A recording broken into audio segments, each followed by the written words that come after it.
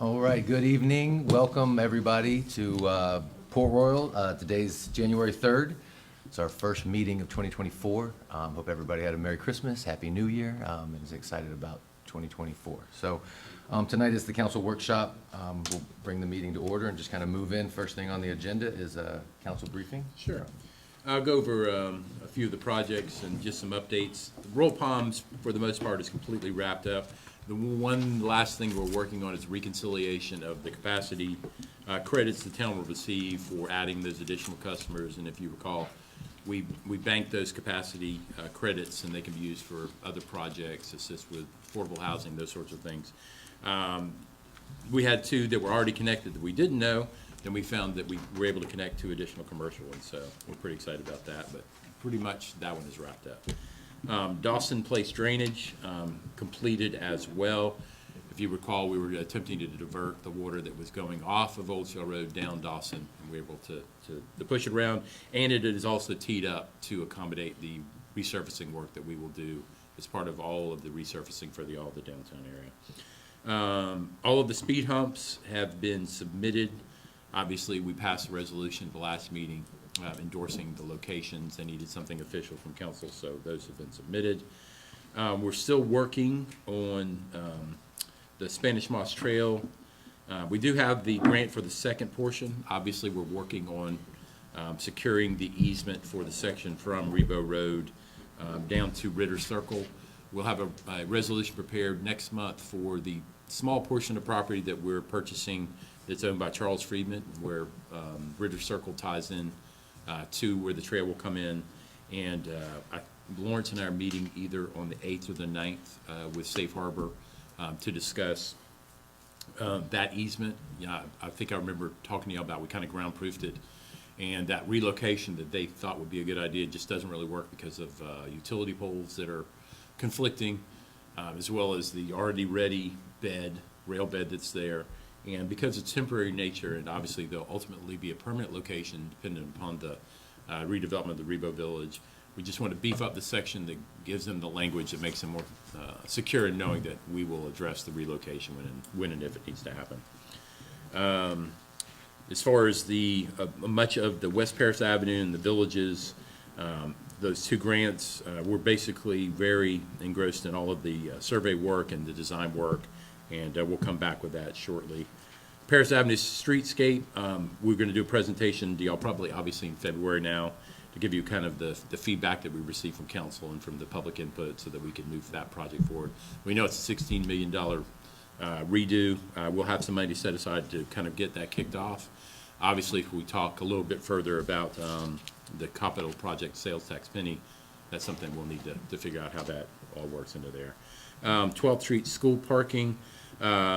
School Operations Committee approved design on December 18th.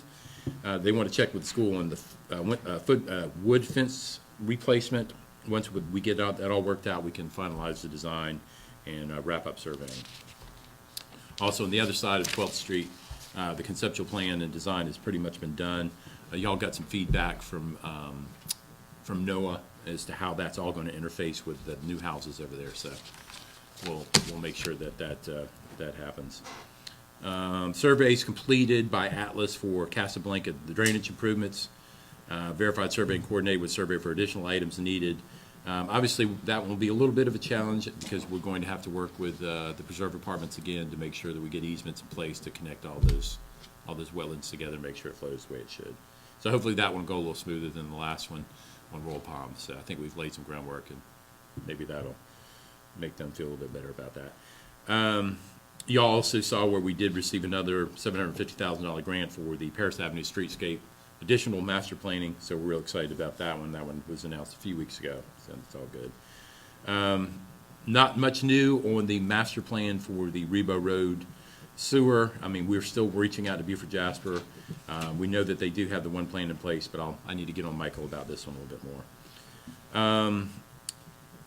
Roadway repaving. They've made some internal changes, basically in name only.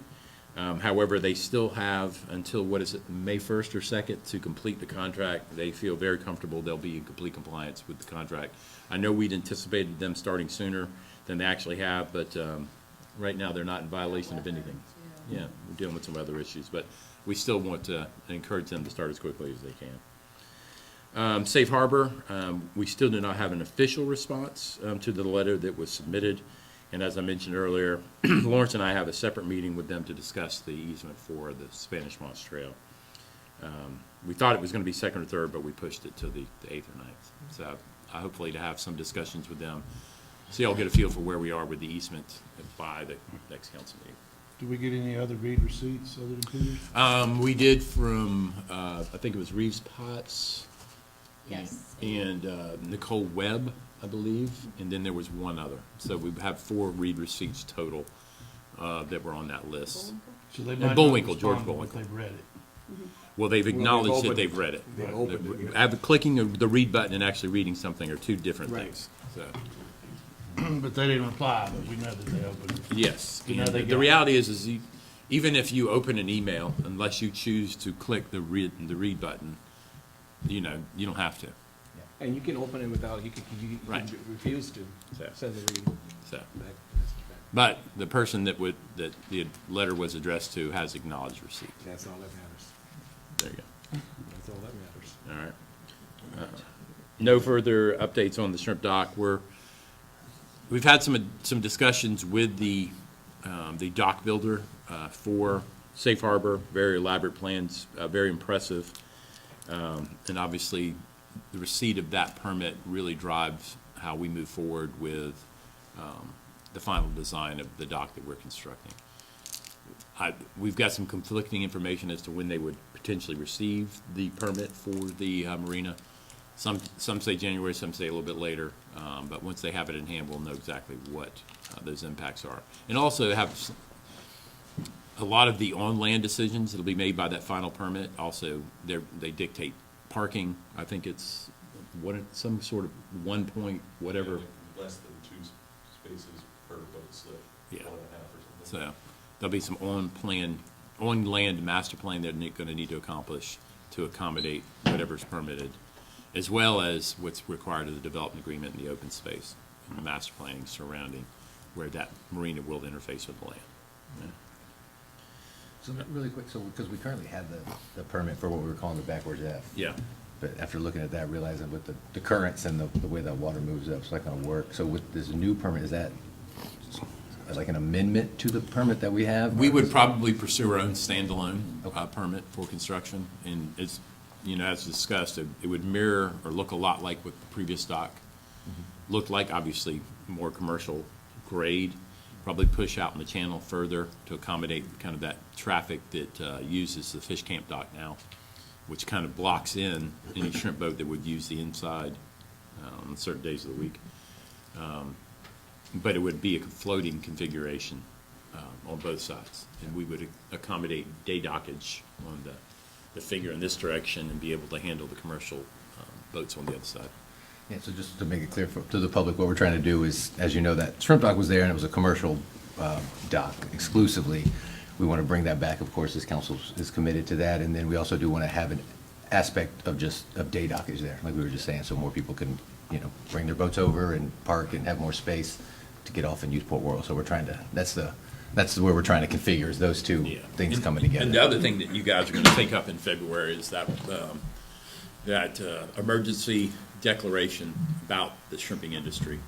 That started with the town of Mount Pleasant. I had some discussions with them, had them send us a resolution. Obviously, Beaufort and Bluffton have adopted it. Obviously, we will adopt it or consider it. I did craft some language that kind of reflects the activities the town has undertaken since 2006, being involved in the shrimping industry, managing the dock, investing significant dollars budget-wise since then, and the efforts we've made in the last, 18 months to 2 years to clear the dock so that we could reconstruct a new dock, as well as a processing facility. So just keep that in mind. That's something we'll talk about next month also. Capital projects, I think we covered a lot of that earlier. So Loco, nothing to report this time since we met last month. Legal, still working on scheduling with our new appellate attorney to discuss the Burton Fire District lawsuit. That's still ongoing. We did talk about road resurfacing. We're hoping that we'll see that work begin shortly. And then finally, the Capital Projects Pending Committee. In your folders is the recommendation of the committee. Kind of gives you a rundown of how they see those dollars being designated. I don't want to steal anybody's thunder, but we're going to have a presentation from the chairman, Dean Moss, who obviously lives in the town of Port Royal. And he's going to go over the report with y'all next week. All right? And that's what I've got, but I'll answer any questions. Okay. And we did receive the admin vehicles as well as the public works vehicles. Okay. So they are out in the parking lot. I just wanted to make y'all aware of that. That's, Chief, I see we've got a couple of police cars back here. I've seen, are they moved? No, that's a. No, they're still there. We're dealing with those. Kayla in our office is doing a fantastic job with gov deals, but those are being retired. Gotcha. That was, Yeah. okay. Gotcha. Yeah, she had mentioned that she had done some good deals. Yep. That's great. So I noticed those two. We're good. And there's been a lot of cleanup, if you will, in the public works yard. So if you get a chance, go take a look at that. Okay. It's clear now. Good. I'll check that out too. Any questions? Council? No, sir. Yeah. I saw where you talked about the DOT review of the 4 proposed speed tables that we approved previously. Yes. Where are we with the proposed tables for the Casablanca area? They're all still being considered. They have all of our endorsements now, and they're working their way through the DOT process. Okay, just trying to see if Yeah. that's all. Yeah. Because they still are state-owned roads, so we have to have their permission. Absolutely, okay, but that is included in those? Oh, yeah, Okay, absolutely. Gotcha, okay. Oh, and really quick, I'd just say, Van kind of brushed over, but it's something to highlight with a $750,000 grant for the Paris Avenue, and Yes. just great job on staff for that. I mean, we love grant money, and then also our Beaufort delegation up in Columbia. They were instrumental in getting that. That money comes from the state, so thank you to everyone that worked on getting that $750,000 for the town.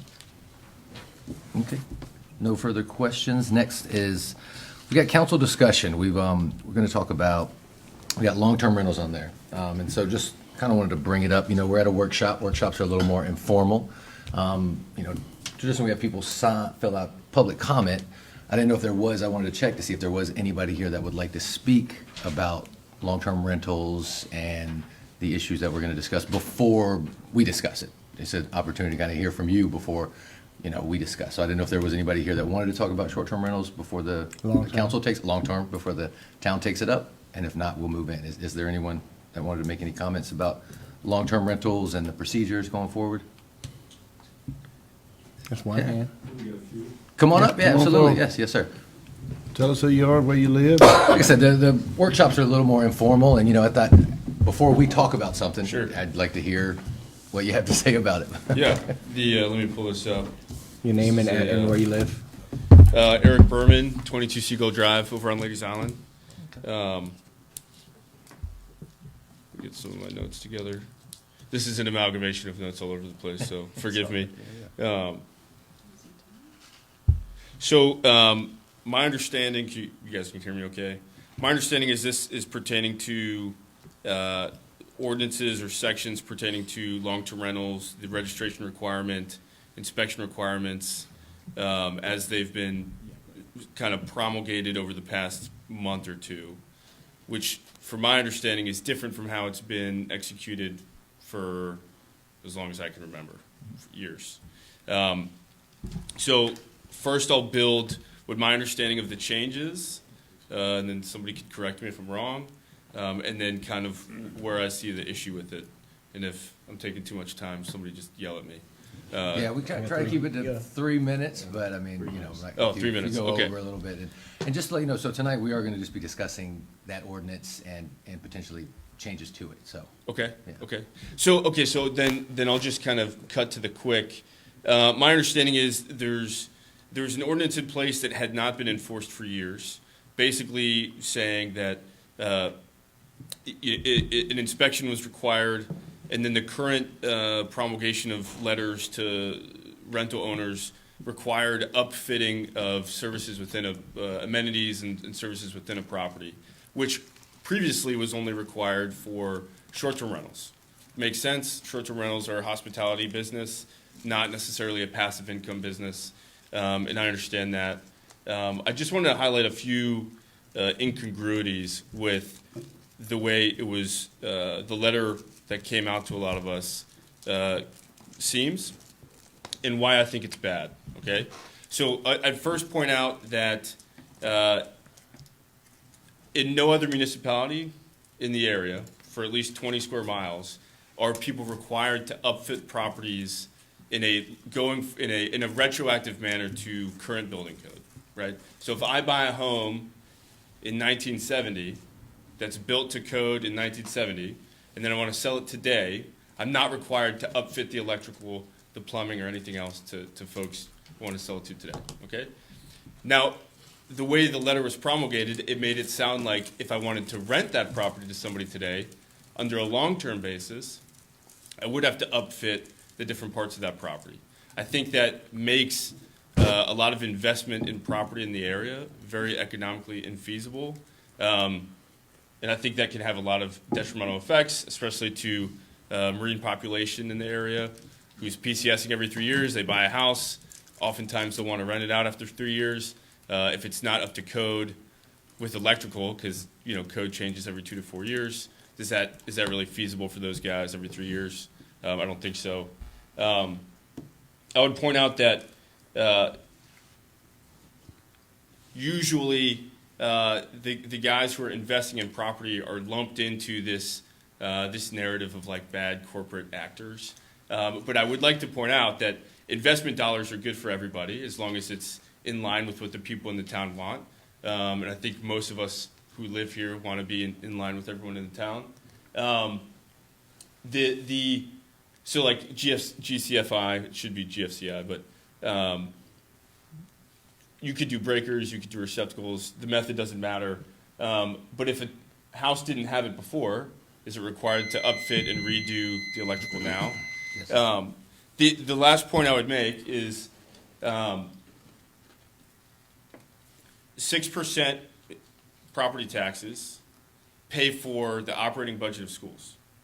So if you live in your residence and you're paying your 4% fee on the property taxes, you're not paying the operating budget for schools.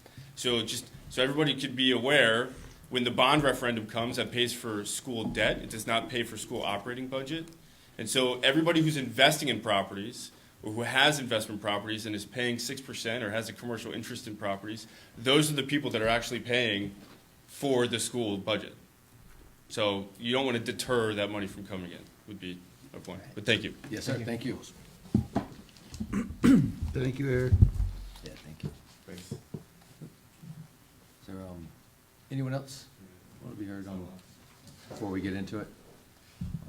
Okay. Seeing none, we'll move into council discussion. And speaking of that, you brought up a good point. So for the point of transparency, we are talking about taxes on long-term properties. I actually do own a long-term rental here in Port Royal. It's over on 12th Street. It's actually where my wife and I got married.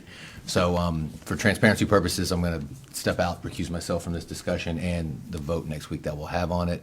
But I do appreciate y'all being here and the citizens for bringing up an issue and giving us the opportunity to kind of hash it out and get it right. So at this time, I'll just hand the gavel over to Mayor Pro Temp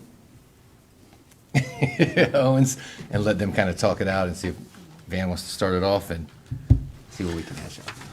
Yeah, just real quickly. You don't have to leave. What prompted this, obviously, we had an ordinance that we passed in 1993 that required a $15 fee for long-term rentals, as well as, at that time, was an inspection process.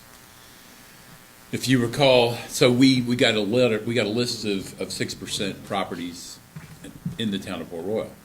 So Alexis put together a letter, sent it out and said, hey, it's come to the town's attention that maybe you may be renting a Port Royal property for profit. We're close with the Beaufort County Auditor to verify this property may indeed be used for profit. It's not your primary residence. So they went and made sure they were aware of the license requirement, as well as the procedure, duration, license fees, and got the ball rolling there. So as a result of some of the discussions we've had, we went back and took a look at what some of the other municipalities are doing. And one of the things, obviously, we noted was that we're the only municipality that was going to require, or does require an inspection per the ordinance. We had Alexis, which we brought on board, we added an additional inspector. So we attempted to be in compliance with our own ordinance. Obviously, there's no recommendation. There's never any change to the ordinance. You guys have never considered anything to change the ordinance. All we're doing is enforcing the existing ordinance. So if we want to change the ordinance in the inspection process, where you make it, it's very similar to what we do with business license fees, where it can be random, or if we get certain complaints, we can do it that way rather than requiring it at every renewal, if you will, or when these things come aboard. To be quite honest with you, there's been this allegations that this is a revenue grab. I can't cover the costs of an inspection with $15 per unit. So that's completely erroneous. And the second part of this is, some of the things that we have discovered have been a little bit eye-opening. And if these properties are indeed managed by anybody professionally, they may want to consider another manager. We've come across some things that are pretty disturbing. And as a matter of fact, what we found in a couple situations where people, they were listed as their primary, and he's absolutely right, they were 6% properties, they should have been 4%. So in those cases, we actually kind of helped out those owners. And then another situation, or some of the things we're coming across, is that the people renting the homes were not making the landlords aware of some of the things that were happening in their houses. And in one case, we found a kitchen that basically had been destroyed, and the owner or the landlord was not aware of it. So something you could consider as well is have the rental companies provide the inspection reports if they want. That's between the tenant and the landlord. If they want to do the inspections, we had a comment that the last time said, hey, we felt like we're being micromanaged. Well, I assume if you're a property manager, you're probably inspecting the units and making sure that they're safe for inhabitants. And so if they're willing to provide those inspections, I think we'd be happy to take them. Or we can go the option of just backing off the inspections. That would require an amendment to the ordinance and say, hey, they're either based upon complaints that we receive from tenants or landlords, or that they're random and may happen occasionally, rather than being mandatory per each of the units. But right now, $15 is significantly less than of the others. I'm going to pull this up real quick for you guys so you get an idea of what we're talking about. And the $15 is just the registration fee? Correct. And then, here you go. But that gets us into the arena though, right? Like them doing $15, getting a business license. Excuse me for a gets second. gets- We have we're recording and the feedback, so please minimize your discussion in the public, please. Thank you. Like the base fee in Hardyville is $80 and then $2.10 per thousand after. Beaufort County is $65, then 97 cents per thousand after. Bluffton is $50, and that's the first 2,000 of income, and then it's $1.90 per thousand after. Hilton Head is $92.50 per the first 2,000 and $1.70, and the City of Beaufort is $85 and then $2.80 1,000 after. Ours is a flat fee of $15, based upon a 1993 ordinance. And then an additional $15 for the Beaufort business license fee. Right. So 30. So, but as you can see, we are the only one that does require an inspection. So, if y'all want to delete the inspection or change it, that's Well, this completely is up just to y'all. open discussion here, also for Yeah. clarification, this is not an action item next week, is it? Based upon the discussions you have tonight, we would craft an ordinance that would reflect any And we'll be able to do that, and it depends based on what comes out of this Right. tonight. Yes. Okay. Go ahead, Jorge. Yeah, so I was just asking, so the registration fee is just, ultimately what it does is it helps us track who's doing long-term business, Right. which then puts us into a home to find that. Yes, if we still have the inspection in place, so that, yes, in order to be in compliance, you have to pay the $15 fee plus pass the inspection. And that, the inspection was basically, what I posted up there earlier, which are a number of the safety items. Excuse me, here we go here. You had a list, right? Yeah, Yes, yes. of what the inspection should include, right? Right. Right. So when we start talking about like handicap stuff, handicap handrails ×3, those kind of things, we're missing those in homes and long-term rentals. Those are ultimately going to be turned and sold by an owner at a certain point. I just kind of, as a realtor, I would, in the short experience I have as a real estate agent, not as much as some in the audience, but selling a home with handicap stuff in it, Yeah. gets pretty difficult. You know, and I mean, I don't know if we're gonna start managing that kind of stuff. No, the stuff there isn't ADA. ADA. It's basically. Right, so we're yeah. finding that stuff in our inspection zone. Some of the inspections Yeah. that are out, Right. it says like, you know, doesn't have these, so if it's not ADA stuff, then our guys shouldn't be reporting on it. No, exactly. Right, I because agree what with you we there. don't want to become is we don't want to No. become a town-sized property management company. No. Like the relationship between a manager and an owner should be theirs through contractual work, and that's why we give them a business license. I think that's what I'm hoping that is, right? So they can maintain a relationship with a Oh, property yeah. management company that they choose, and if they're doing by owner, then they should be required through, you know, to maintain a certain status of livability in that home, because I agree with that picture, Van, Yeah. like, that's something else. And I think judging from the list that we're talking about is essentially just, safety, concerns. Are you finished, Sean? Yep. Councilman, Terry? No, that's fine, go ahead. I don't have anything at this moment. Okay, but, you know, some of the feedback that we've gotten back, of course, I don't know, it seems to be a misunderstanding. Of course, there was a lot of talk about, you know, the ordinance has not been enforced for X number of years and so forth, but then again, we didn't have the staff to enforce the ordinance, and there has been no change to the ordinance. So everything that we are actually implementing, or not implementing, executing, is in compliance with the current ordinance that's on book. Yes. So, I don't, you know, again, I'm looking for more feedback from the public and from council also as to, well, what are we, because what I'm looking at right here are essentially safety concerns. The pictures that I saw electrical receptacles that were uncovered and exposed. If I am the owner of the property, I would want to protect myself from liability. I have tenants living in an unsafe condition, and they get electrocuted, or they have rodent infestations and shingles that, you know, a electrical spark could just ignite, and now you're not only endangering the tenants that's under that roof, but any neighbors that may be in close proximity. I think we're just looking at the safety concerns and ensuring that they're compliant. The question is, do we go initiate the inspection, or would the owner like to go on a periodic basis and inspect their own property based on the guidelines and checklists that we have established?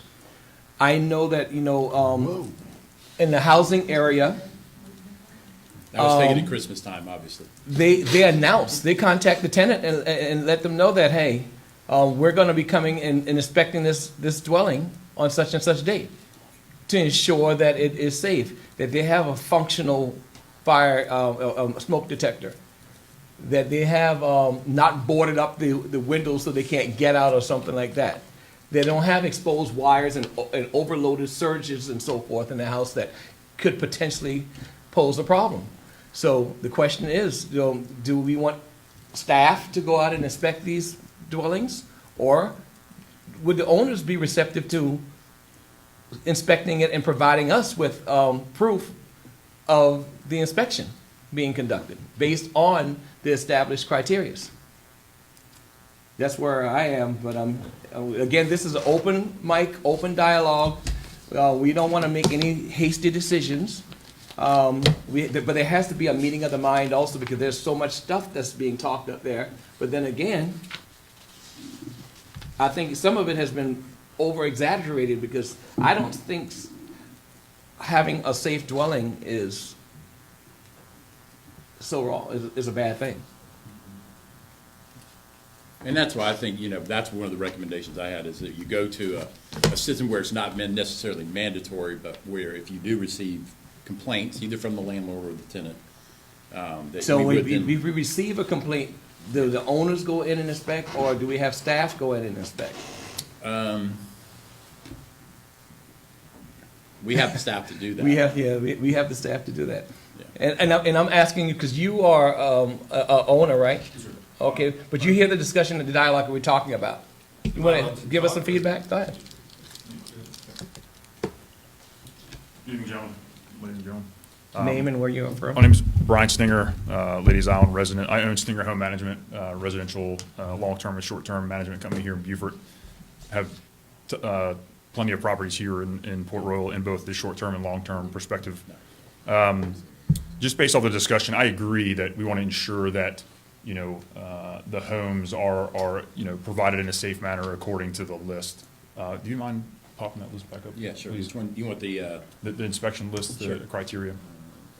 I guess a couple things, which one is it? as a property manager and as a business owner, we perform our inspections on properties initially and on a semi-annual basis, looking for, things that are listed here. Obviously, that is our company. That's not what all companies do, and that may not be what individual homeowners do.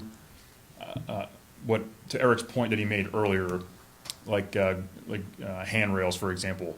If I have a home that was built in 19 whatever prior to graspable handrails being part of code, we're not, the home is being purchased as an investment property.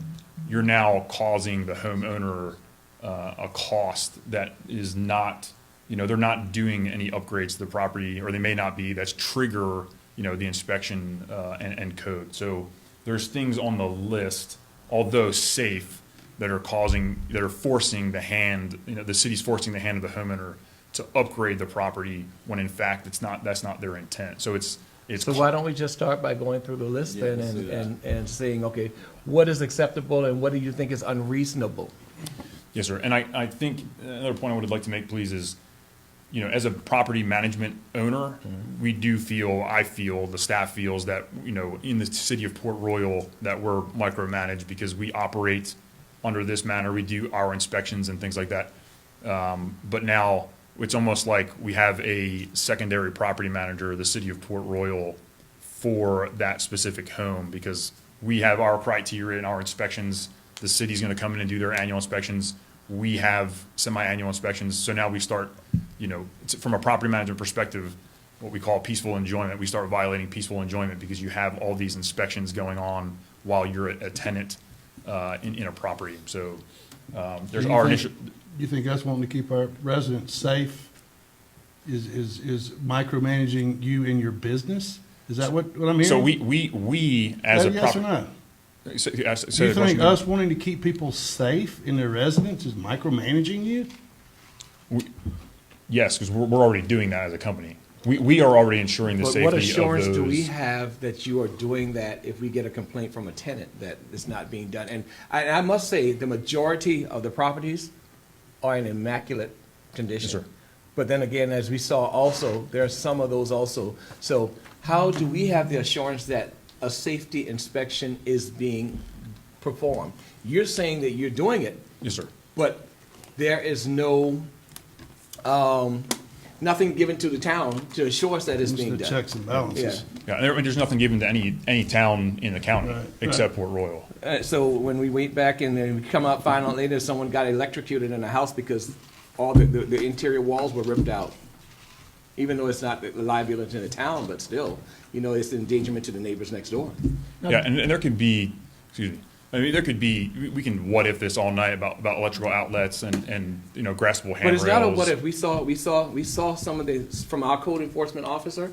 We saw some prime examples. Yes, sir. And of I violations. and I would say from that point that communication should go from the inspector to Alexis to me or my staff and say, hey, you have an issue in your home, fix it and provide the proof, not the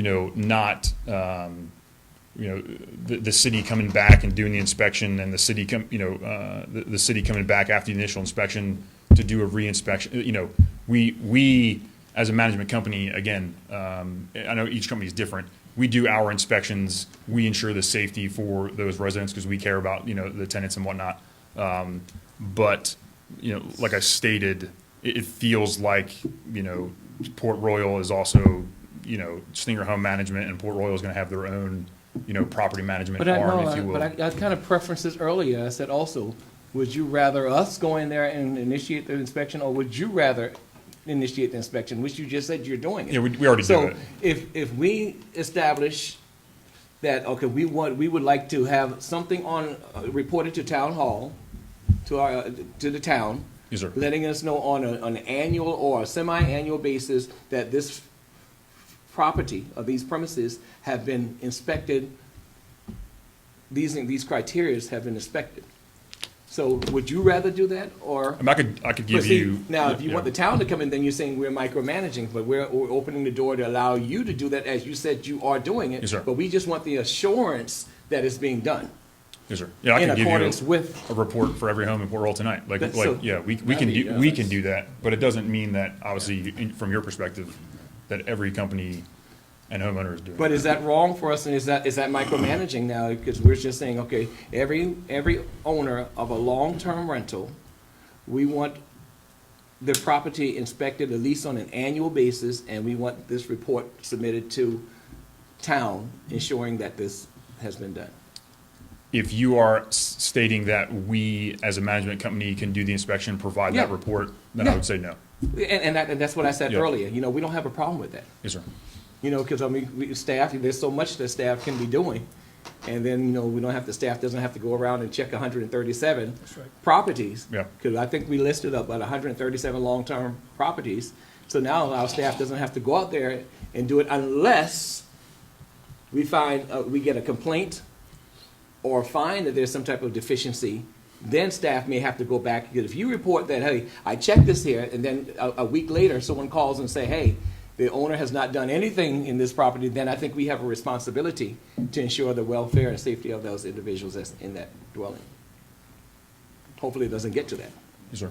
Now, how would you refine the list? Because I understand the logic of not requiring them to bring it up to the current code, particularly if it's an older house.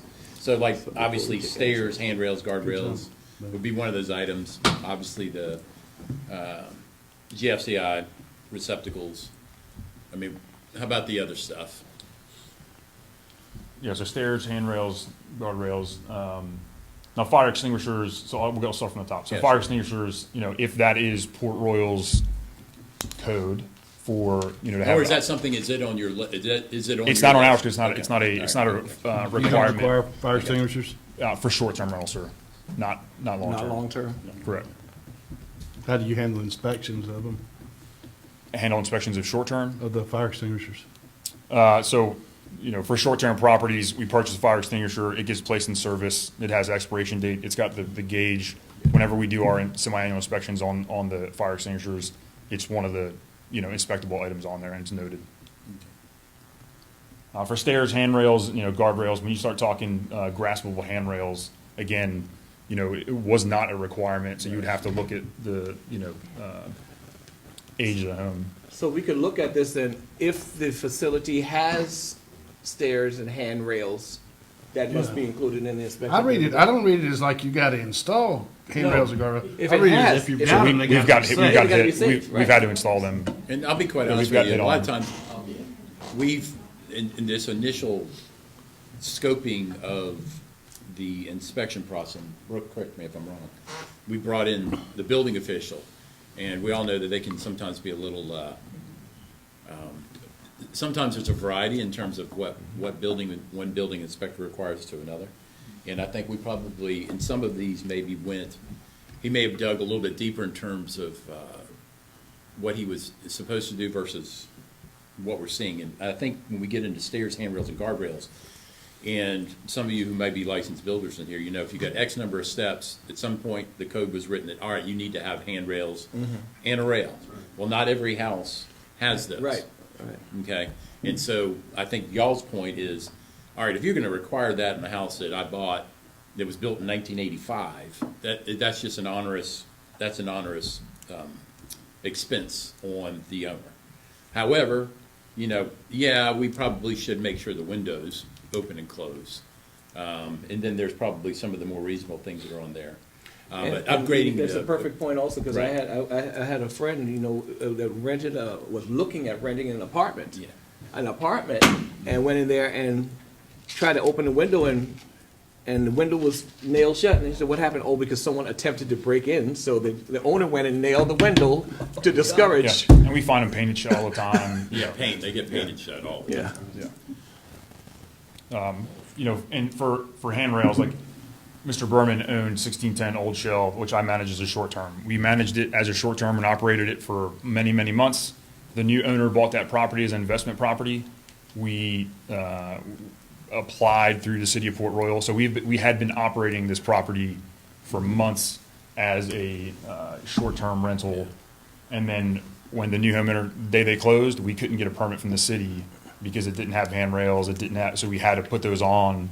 So it's like we've been operating and it's been fine, and then it changes hands and now it's not, so. You had a permit, Yeah, we had a permit. sold, they would not. If the house Yeah. is equipped with handrails, guardrails, then you must be. Would it be reasonable to have two different criteria for our short-term, long-term? To where we have, like Daryl's saying, because I agree with what he's saying about having that requirement for home inspections. I think that's imperative to success, but They already one-stop did shop. separate them and narrow down the That's what I'm list thinking. for long-term rentals, so it wasn't quite as. That's how I see that. The thing, the one thing I've been that in houses. kind of clarifies it a little bit Hey, more thanks, is Brian. In houses. you're not changing, if you build a house and you get a short-term rental license, you're changing the occupancy of that structure from a non-transient occupancy to a transient occupancy. If it's a residence and you get a long-term rental license, you're not changing the occupancy under the building code. And so that's where you can't say, under building code, that you've got to bring these things up to the current code, because you're not changing the occupancy of that structure. Okay, now, we're talking about revising or looking at this list here, and, you know, I don't think we have enough input right now to say, we're gonna go ahead, we're gonna take action on this next week, let's go ahead and strike this and let's strike that. I think we need to give it some more time and probably have a session where we can get some more input. We can really look at this list here and have some more dialogue on it. I'm just talking here, again, this is just open mic. Well, I think if we had an example of what the property managers use as their inspection list, that probably would be a good starting point. Good, Can I just make a couple quick points? sure. So, Eric Berman again, 22 Seagull Drive. I own Berman Property Group. We have properties all over Port Royal, City of Beaufort, Ladies Island, all over the place. We do a lot of construction as well. So a couple quick points. Apartment complexes are not required to comply with this. So an apartment complex that was built 20 years ago could continue to rent, and they're not required to do this. Imagine if you had a 50-unit apartment complex, and every 5 years when the building code changed, you had to upfit all your wiring, you had to upfit all your egress windows. The one thing I would say is, it might be a $15 registration, but a $15 registration that identifies you have single-pane windows from 20 years ago that are not current with current egress requirements, which have a certain square inch requirement for a body. Really, it's to require fire and emergency services to enter a house. It didn't say with that, it equipment. says ingress, which you mean is functional, that you can open it and get in and out. Well, in the parlance I get of it. building codes, an egress window has a specific requirement Right. to be a certain size, and they're not cheap. So if you build a house today, it's got to meet fire code egress requirements. So Right. it might be So if we 15. eliminate the word egress and So operable operable window. windows. Yeah, And that's makes what I sense. just said, operable, that's what, yeah. The other thing to note, and we have short-term rentals, we comply with this. We do construction downtown, we comply with this stuff. We have no problem complying with this where we think it makes sense. I think that gentleman made the best point. It's, if you're doing a short-term rental, it's a change of use. When you do a change of use, that trips a requirement to comply with a new set of codes, right? So transient use versus long-term use. What I would, you know, a couple quick points here is, if I buy a turnkey property today, okay, that was built 30 years ago, still as an investment, as a business prospect, I could sell it to you tomorrow. You can live in it. I just made money off of that. It's a business thing. I'll pay taxes on it, fine. No inspection. Nobody requires an inspection. But if I buy it today and I want to rent it to you, now you're requiring an inspection. It's still a business. What's the difference? So the difference is there is no difference. It's a change of use if I'm going to use it for short term, right? If it's going to go from long-term resident to long-term resident, whether it's tenancy or primary residence, it's not a change of use, okay? Which is also why the Landlord-Tenant Act is in place to protect these things. You want to talk about livability and making sure the dwelling is safe? Read the Landlord-Tenant Act. There are tons of provisions in there that talk about the landlord's requirement to provide a safe dwelling. I think this is overly redundant, unnecessarily redundant. If you don't require it to sell a house, why are we requiring it to long-term rent a house, right? The other thing I would note is, just because it's an existing ordinance doesn't mean it's a good ordinance, right? We have laws all the time that we change. that we're status quo. We talked about liability. We have tons of insurance because we know the liability that we're putting ourselves out there for. If the city's going to say, or the town of Port Royal is going to say, well, we also want to inspect it, we also want to be ensured that these things are being taken care of, share the liability with us. Indemnify us if we get sued. Is the town willing to do that? Lower my insurance bill. I'm happy to do this if you guys lower my insurance bill. You know? So I just think there needs to be a holistic look. The other towns don't have this requirement, and I think there's good reason. I think there's already redundancy in the South Carolina Landlord-Tenant Act. I think the overwhelming burden of liability is on the landlord already. That's why we have insurance out the wazoo. I think it's not a change of use, so it doesn't trip any new requirements. I think if you don't want to overburden investment into the town, which pays for a lot of the amenities, it pays for the schools, then I think some of this is just superfluous. Thank you. Thank you. I Thank just you, want Aaron. to Noah? clarify, Yes, the reason Noah? I brought that up Yes, is Noah. only because we might want to look, as part of this discussion, look at making sure the requirements for the inspection are based on those life safety things like that the windows open in the bedrooms, that kind of thing, rather than Egress. anything focused on current building or electrical code. I think this, again, with me, when are we scheduled for our retreat?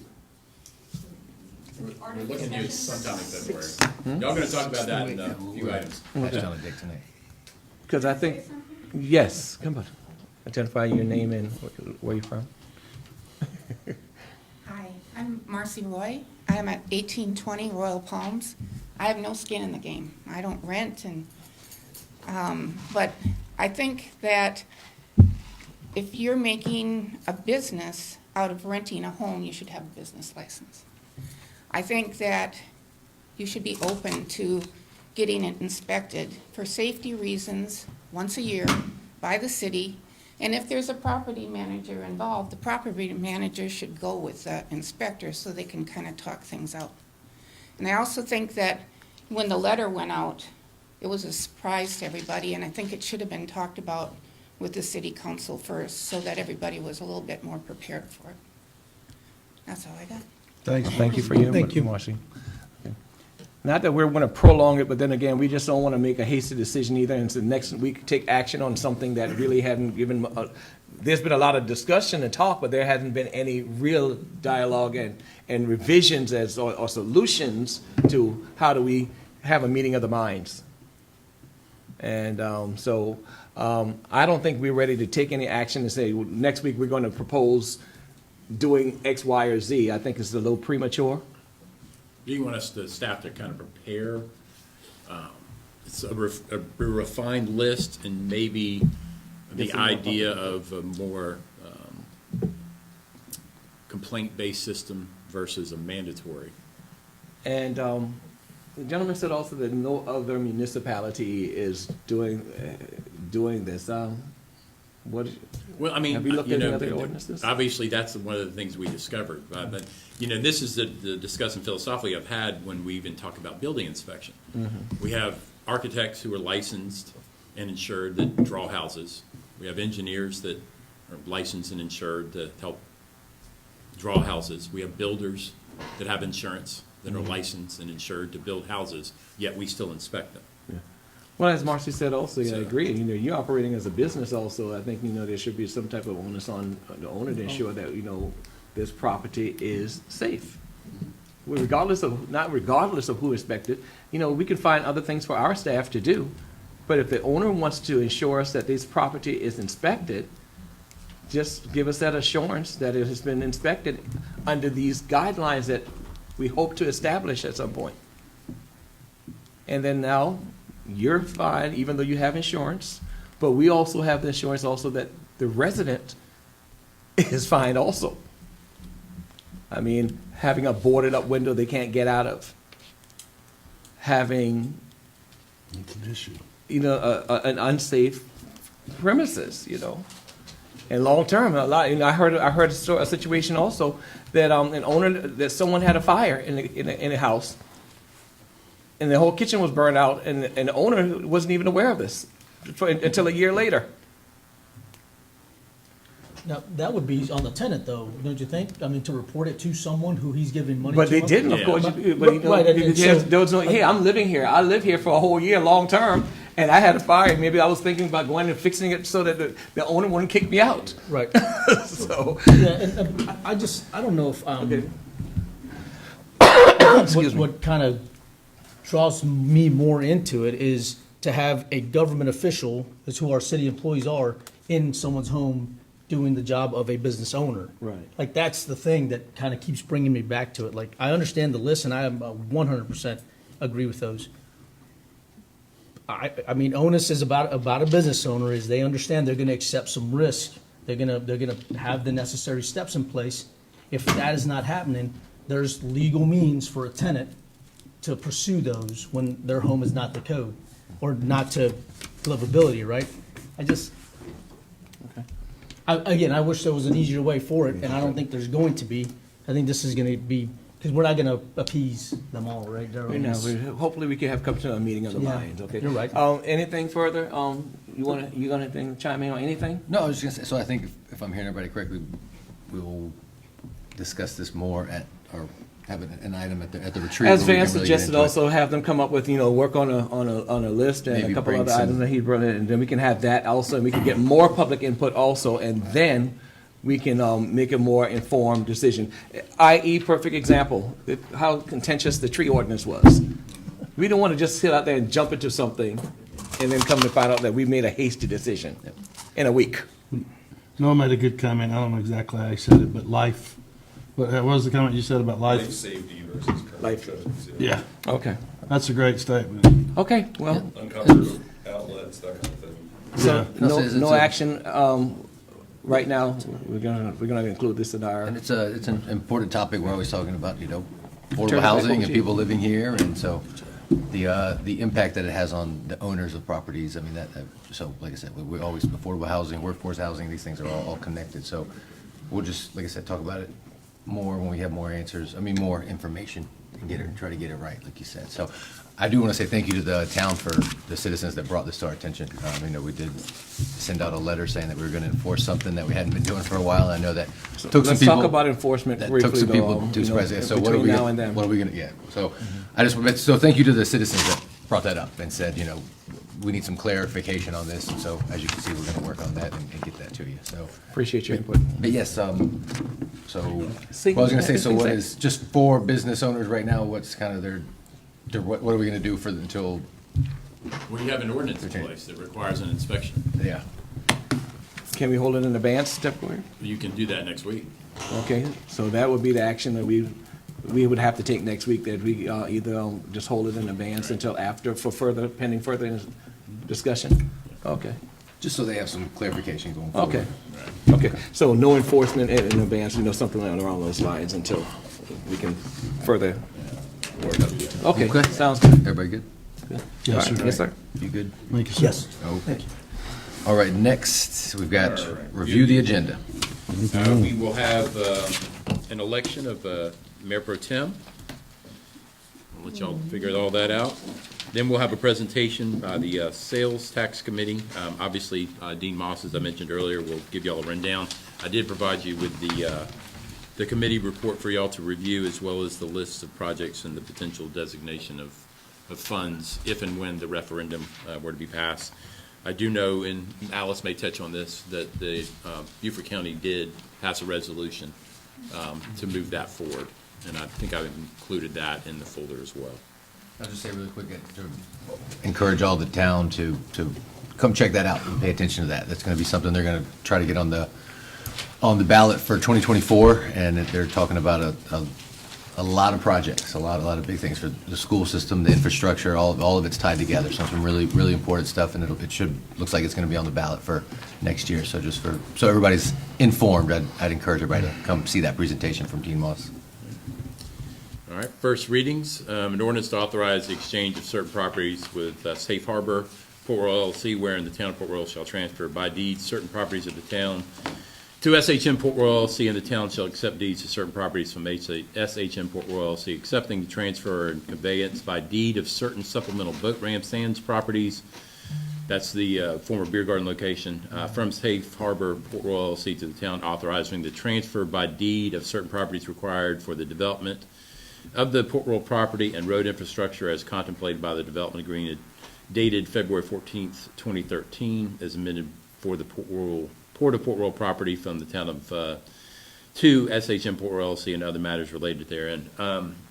If you recall, some of the discussions we've had relative to this exchange of properties include the 4 lots that the town owns immediately behind the shed and Sean's building, as well as Lot G, as well as the beer garden. Basically, the town would be exchanging our 4 lots for Lot G and the beer garden property. Lot G is that property that's located between Shell Ring and Fish Camp. And No cash There we are. change. Just right. Yeah, this is the beer garden location, obviously. This is the boat landing area, all right? What you see circled in blue are the 4 lots that are currently owned by the town of Port Royal. The last lot is owned by an independent entity between this building, which we also own in there. And then, obviously, y'all know where, I don't know if we have a map of Lot G. This one? Okay, perfect. And this, no, that's not it. No. Lot G is that property between Shell Ring and Fish Camp. Essentially where the shrimp dock that we were talking about earlier Yes. will Yes. connect to the land. Right, and you know, in the discussions we had initially about Lot G, the cross easement issues, obviously, we want to ensure that both of the restaurants that are very successful have appropriate parking, and obviously, we need proximity to the processing facility and shrimp dock to make all that work. So, those are all discussions we've had. We need to get the ball rolling on this exchange, and so we'd be giving first reading of that, and then we'd obviously continue our discussion with Safe Harbor to see where they are on the status of accepting the exchange as described originally. I know that the first draft of the ordinance that they provided did not include Lot G, and the attorney at that time said it was about the cross easement issues, and he thought it would be complicated. Our opinion was it was integral to the swap, and so we needed to have it included, and so Lawrence drafted the ordinance with that in mind. All right. Sounds good. I'm excited, hopeful we can get all that done. Close this, yeah. The next is second reading an ordinance of the town of Port Royal, South Carolina, repealing Division 2 Planning Commission from Chapter 2 Administration, Article 6, Boards, Committees, Commissions, etc., from the Code of Ordinances of the town of Port Royal and placing with a new Division 2 Planning Commission within Chapter 2 Administration, Article 6, Boards, Committees, Commissions, etc. As you all know, the city of Beaufort is standing up their own planning commission and withdrawing from the Metro Planning Commission, which included the town, the city, and Beaufort County. So because of that happening, obviously, we need to stand up our own planning commission. We've started receiving applications to serve on that planning commission, and we just want to make sure we're running parallel to those efforts. So when the need arises for our planning commission to consider something, we'll be ready to do that. Noah, you got anything? Nothing major. Most of the ordinance language is in strict keeping with the state law that requirements. It will be a 5-member commission.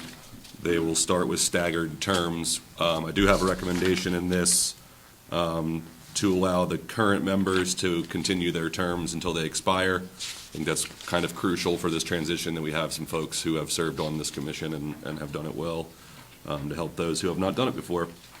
The only other thing I would point out is just the list of powers and duties.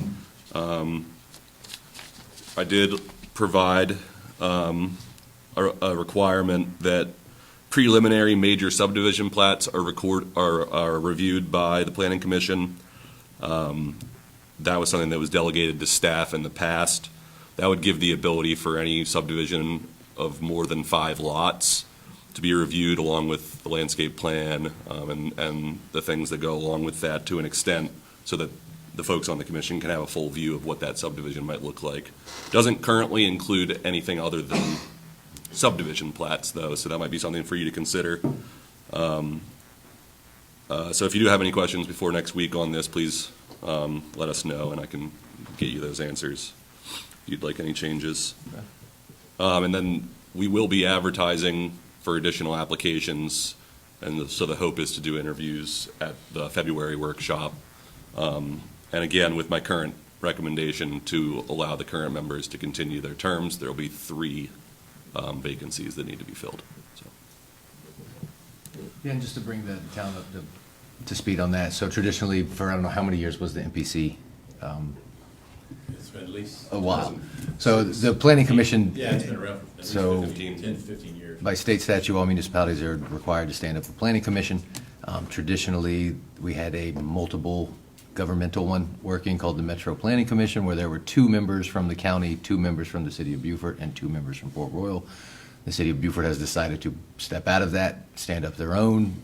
Doing that, it's kind of collapsed to the MPC, and so now we're going to stand up our own planning commission as we're required to do. I think it's going to be a good thing. It's going to give us a lot more, say, and we'll have now, Port Royal will be controlling, having a say in its own planning going forward. However, it is a new process, and so I'm sure there'll be some kinks that we'll have to work out along the way, but I'm sure we'll get there. So how many applicants do we have so far, do we know? At least That's 5. 5, yeah. Okay, so, Oh, yeah. So, yeah, I mean, if you are interested, a little pitch is you get to, work on revising and adopting the comprehensive plan when those updates come. We would be looking at any zoning changes, whether it be to the zoning district in the map or text changes to the code, annexations and choosing the zoning for those properties that are newly brought into the town, and make recommendations to council on any other powers or authorities or planning decisions that might be being made that are not currently under the power of the planning commission. I think that's my pitch. okay. If you're interested, as a resident in serving, please reach out. We do like to have a mix of professionals and citizen representatives, but the professional breadth is pretty wide. It could be an attorney, it could be a realtor, it could be a builder, there's a whole host of things. And I think that's it for me. All right. Thank you. Any questions? And then resolutions, 1-2024 resolution encouraging Governor Henry McMaster to declare an economic disaster due to the dumping of imported shrimp in the United States markets. As I mentioned earlier, several of the municipalities, Mount Pleasant, Bluffton, and Beaufort, have already passed this resolution. Obviously, with our history of supporting the shrimping and fishing industry Yes. since 2006, basically, fiscally, I think it's incumbent that we participate in passing a resolution as well. Agreed. Absolutely. All right, council action. All right. The next one would be a discussion of the council retreat date. I know we talked about wanting to do a little bit earlier. Obviously, February is relatively close. Get out your calendars. Yeah. Be ready to give a date next week, is that right? Well, we know, Yes. we know the first week is out because we're gonna be. Yeah, we'll be in Columbia. Columbia, so. So, A week. And then something to think about too, we've talked about 1 day, 2 days, and so how we do them before, we've brought people in to do them. Right. It's, so it's kind of, everybody up here, this will be Each your first commissioner council comes in retreat. and present, yeah. Y'all have been to a few council retreats now, so we just need to talk about kind of how we want to do that, 1 days, 2 days, do we want to bring an administrator, do you think it was something we can handle just on our own? And so those, and then of course picking that either 1 day or 2 days, so. Because I know I've felt, sometimes when we've had those 2 days that, there's been times where we could probably get it done in 1 day if we, come in and everybody's ready. Well, we but- no longer have, we've downsized on some of the committees that we have also, Yeah. so we don't, we don't have any updates from those. We can look at, those committees that we have represented and see if they're gonna come bring share something with us. And of course, Yeah, so. we have staff, fire department So chief. just something to think about for council, just how we want to do that retreat. Like I said, Yeah. 1, 2 days, We pick can those have a days. long day, Saturday. Yep. And just knock it out. We'll get a real good Knock agenda it out. together and come in and everybody. And I encourage the town to check those out as well too. The retreats are really And- interesting. If you want to watch, for about 8 to 9 hours on a Saturday. Just show up and join us. Coming out, exactly. Come And on if it in. goes overtime, we can just go upstairs at the police We department. usually and have sleep some up good there, lunch too, so yeah. But it's a good time, and it's a time, I'm really excited. We've been talking to staff it's where we kind of set goals and priorities for the year of 2024 going forward and execution plan, so we look forward to that. then important dates and information. Let me go back to the first one, just in case I'm missing anything. Wednesday, January 10th, we will have a public hearing at 6:30 PM. After the public hearing, we'll have a regular council meeting. Then on Monday, January 15th, we'll be closed in observance of Martin Luther King Jr. Day. And on Tuesday, January 16th, we'll have the redevelopment commission meeting starting at 4:30. And then, as y'all mentioned, February 6th and 7th, y'all have a legislative action day and educational opportunities for elected officials in Columbia. Okay. Anyone got any other dates between now and next week? No? Okay. So next, going back to the workshop, we've got public comment. I've got one turned in from the Honorable Councilwoman, Miss Alice Howard from Beaufort County. Ready? Yes, ma'am. I've got two things. We have an at-large opening. I'm spreading the word for a vacancy on the county ATAX board. So there's no requirements. You don't have to be like a owner of a hotel or anything like that. Okay. And they can live anywhere in the county. So if you know somebody that would like to make really some pretty important decisions on how ATAX money for the county is spent, I can send the link for the application to y'all, and you can forward it to your friends and neighbors, okay? And Councilman Howard? Mm-hmm. Real quick, because I think you got some good news. Can Yes, I ask I you do. 2 questions before, so we can save the best for last? Just real quick, get a, one update on, I know we've got the library. Is there anything on that to update? I don't have I an saw update people on it. working in it. They're the working other They've day. been working on it. I know Yeah. lights were on, I saw guys in there late, so that's great, so they're moving ahead. I'm not sure the opening Okay. date, but it's soon. Okay. And then one other thing, just because I saw an article. It was about it the supposed to other be day. December, but Okay. obviously it's not. Well, I remember there was a holdup with the furniture, I Yeah. believe. But, wait, people are in there working, so. And then the other one, I just saw an article about it, but the Cherry Hill Oak Park, kind of any update on that? Not really. Okay. I know that Hope has raised a lot of dollars. I don't know how much, but Okay. the Friends of Cherry Oak, so they'll have to sign an agreement with the county for that Okay. too. So stay tuned on that. Okay. All But right. I know she's had a lot of promises made for Okay. funding. Good, good. I talked to Michael Murphy this weekend, actually. So the good news is we're going to have a ribbon cutting for the park, the new playground. I don't know the date, but Heather is our public relations person, is coordinating with y'all, and kids can use it. They're not going to run them off. Okay, Great. the ADA compliant sidewalk, I guess, is ready enough, and the bathroom's ready. So, So. thank y'all so much. Yeah, well, thank y'all, and it'll be, everybody, we'll pick a date that's good for everybody for ribbon. And this is the only, it's North of the barn. beautiful. I mean, you drive by, I mean, I've had parents Yeah. just beating down, like, when is it open? When They is it can go. open? So they are good to go. Okay, so that's good to know.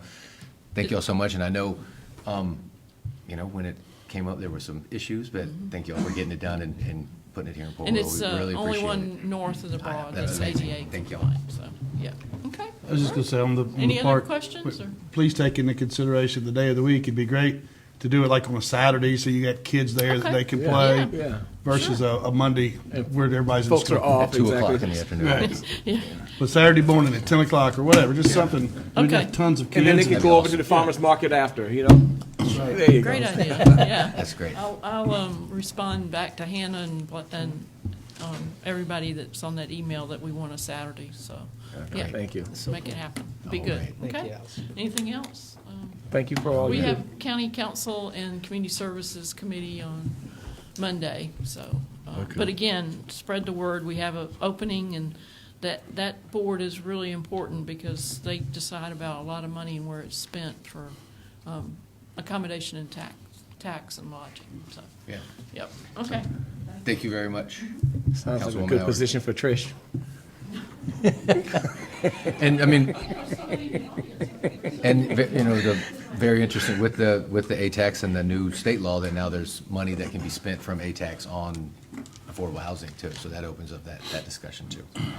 Okay, well, thank you, Councilwoman Howard. Any more public comments?